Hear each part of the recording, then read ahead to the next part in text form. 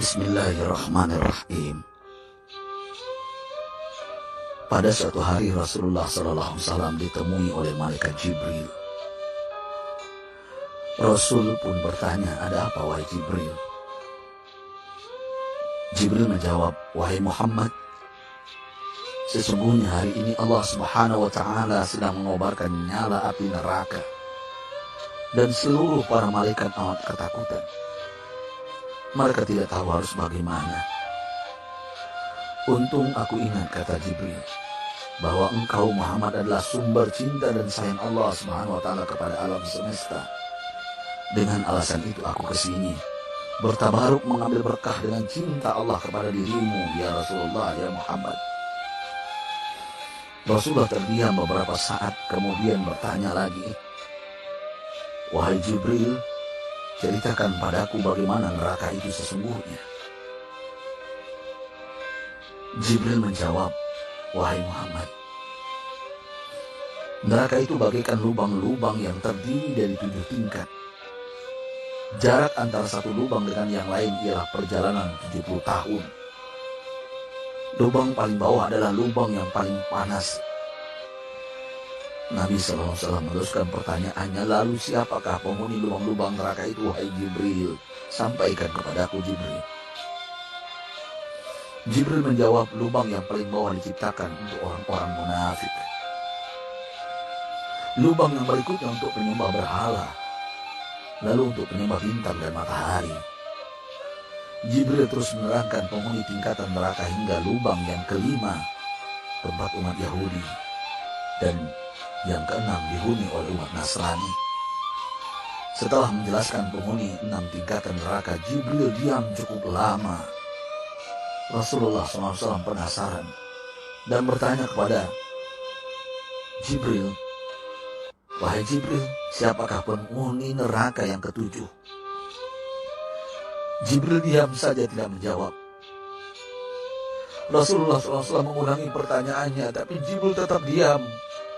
Rasulullah tambah penasaran dan mendesak Jibril agar dijawab pertanyaannya.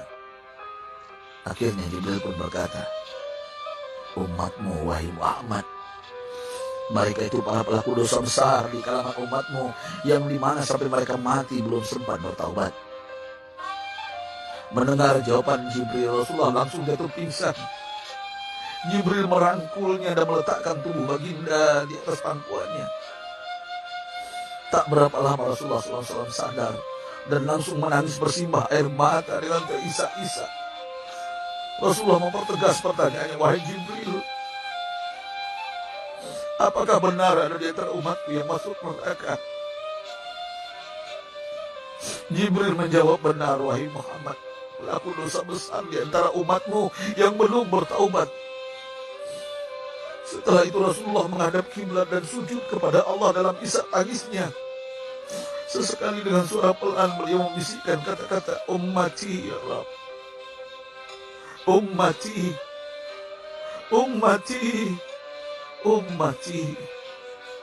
Beliau SAW tidak mengangkat kepalanya dalam keadaan seperti itu selama 3 hari 3 malam, kecuali setiap Bilal bin Rabah mengumandangkan azan, barulah beliau bangkit untuk menjadi imam, dan setelah itu kembali sujud lagi. Pada hari ketiga Abu Bakar menyadari hal ini, beliau mengetuk pintu Rasulullah dan mengucapkan salam 3 kali, namun tidak terdengar jawaban. Abu Bakar sedih dan berseru di hadapan pintu Nabi besar Muhammad SAW, "Apakah ada jalan untuk masuk ke rumahmu ya Rasulullah?" Tetap tidak ada jawaban. Di jalan Abu Bakar bertemu sahabat Umar. "Mengapa engkau menangis, wahai Abu Bakar?" kata Umar. Abu Bakar menceritakan keadaan Rasulullah SAW. Maka Umar pun melangkah menuju rumah Rasulullah dan terjadilah hal yang sama. Umar pun pulang dan menangis. Di jalan Umar bertemu sahabat Salman Al-Farisi. Dengan terisak Umar bercerita kepada Salman hingga membuat dia amat sedih, namun tidak berani mengulangi hal yang sama. Salman melangkah menuju rumah Fatimah radhiyallahu anha dan menceritakan hal itu. Setelah berlari, Fatimah menuju rumah ayah tercinta dan mengetuk pintu sambil mengucapkan salam. Mendengar suara lembut putri tercinta, sejuklah dada Rasulullah. Beliau bangkit dari sujud dan membuka pintu. Alangkah terkejutnya Fatimah melihat Rasulullah, ayah tercinta, amat kurus dan pucat. Fatimah memeluknya lalu menangis. Wahai ayah, apa yang terjadi? Mengapa engkau amat sedih seperti ini? Rasulullah kembali menangis dan berkata dengan suara lirih, wahai Fatimah, belahan jiwaku, bagaimana mungkin aku tidak sedih sedangkan Jibril mengatakan akan ada kelak umatku yang akan masuk neraka. Subhanallah, betapa besar cinta Rasulullah kepada kita umatnya. Sahabatku, Rasulullah mencintai kita.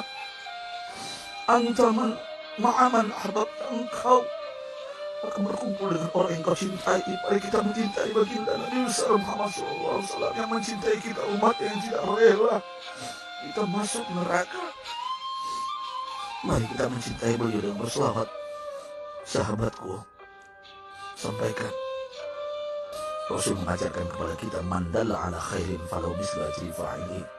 Siapa yang menunjukkan kepada kebaikan, maka dia akan mendapatkan pahala seperti orang yang mengerjakannya.